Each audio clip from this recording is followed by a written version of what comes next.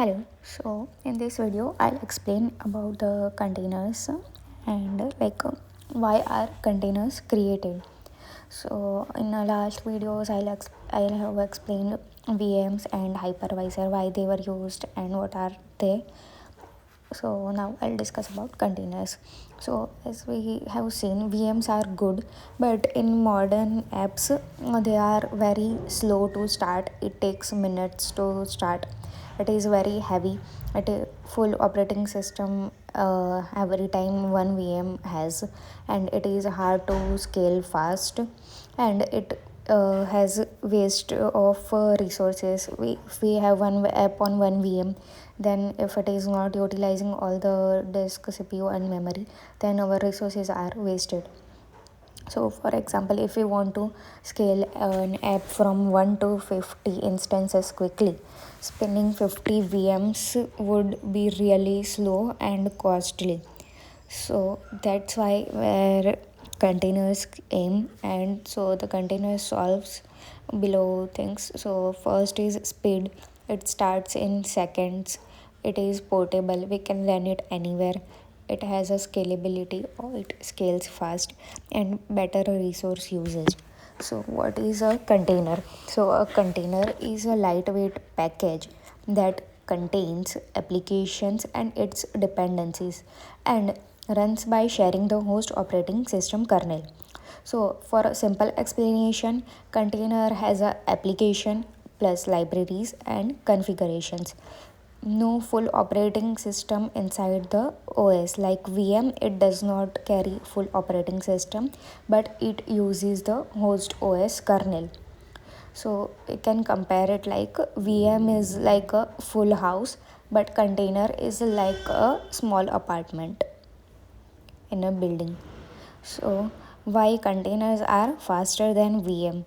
So if we see the VM structure, hardware structure, it has a hypervisor, VM, full operating system, and there is a application, whereas container has a operating system which is also a shared kernel of a host operating system, a container runtime like a Docker, and application.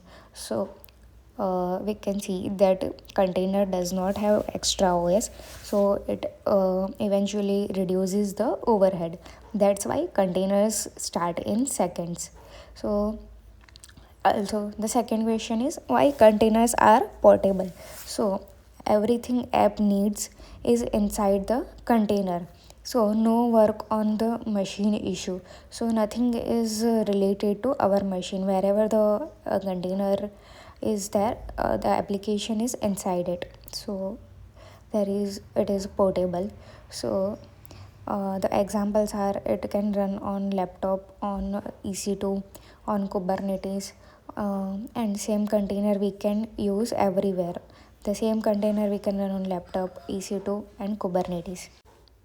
So if we compare the containers and VMs and see the real differences, so the main features are for operating system. VM has a full operating system per VM. Container shares the host OS kernel. Startup takes minutes for VM. It takes seconds for container. The sizes are of VMs are in GBs. Container sizes are of MBs. Isolation. So VM has OS level isolation and container has a process level isolation. Resource usage is high in VM and container has a low resource usage. It is best for VMs are best for legacy application and security purposes, whereas containers are best for microservices. So the next question we have is do containers replace VMs? So the answer is no.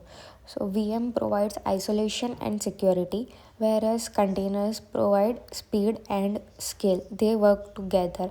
They work at a different levels, not they replaces each other. So containers were created to solve the limitation of virtual machines in terms of speed, scalability, and resource efficiency. A container is a lightweight a package that includes application and its dependency while sharing the host operating system kernel. Containers start faster, they use fewer resources, and are highly portable compared to VMs. Docker is a tool commonly used to build and run application, and inside production environment, containers usually run the inside the VMs. So next question is, if containers share the same operating system, how do you think they stay isolated from each other? So containers stay isolated using the Linux kernel features like namespace and CG groups, not hypervisor. In physical server, the VMs are separated by hypervisor, but here containers are isolated at a process level. They all still share the same operating system. So the main note is that hypervisor provides OS level isolation for virtual machines, while containers use kernel level isolation mechanisms like namespace and CG groups. So, if containers do not use a hypervisor, why do companies still run containers inside the VM? So, to see the layer responsibilities, so hypervisor is what it isolates OS from OS, VM from VM. Why it exists? For security purpose and multi-tenancy. What VM does, it is for one machine from another, it isolates. And why it exists, it has a strong isolation. And container, it isolates one app from another, and it exists to increase the speed and scalability. So the cloud realities, that cloud providers like AWS run many customer on the same physical server, so they must isolate customer. So they use hypervisor and VM to isolate the customer on the physical server. So the second is inside the VM. Now if we want to run 10 application or 50 application or hundreds of application, so spinning the 100 VMs will be very slow and costly. So containers solve this. So final step is in physical server of the cloud like AWS, there is a hypervisor for cloud security, VM that isolates our machine, and there is a OS in VM, and container runtime like Docker, and our application runs on it. So hypervisor protects machine from each other, container protects application from each other. So containers do not use hypervisor for isolation, but companies still run containers inside the VM to get strong machine level isolation and security from the hypervisor. Especially in multi-tenant cloud environments, virtual machine isolates the workload at OS level, while containers provide lightweight, fast isolation at the application level. Together, they provide both security and scalability. So, one question is, can containers run without VM? So, answer is yes.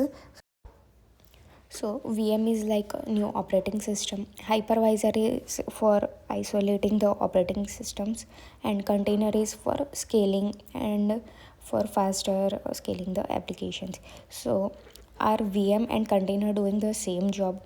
So answer is no. They solve different problems at different layers. So imagine a big building. So physical server is like a big building, which is example of like AWS or any cloud provider.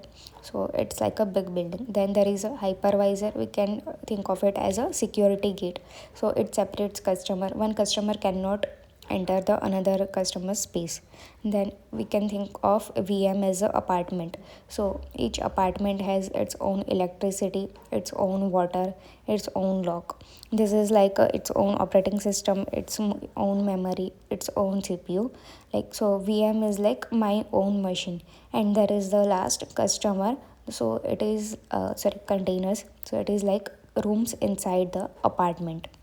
So room shares the same electricity, same water, but are still separated. So container is like my application, and VM is like my own machine. So VM and containers are not at the same level. VMs provide machine level isolation, and containers provide application level isolation. So they are not alternatives, they are stack.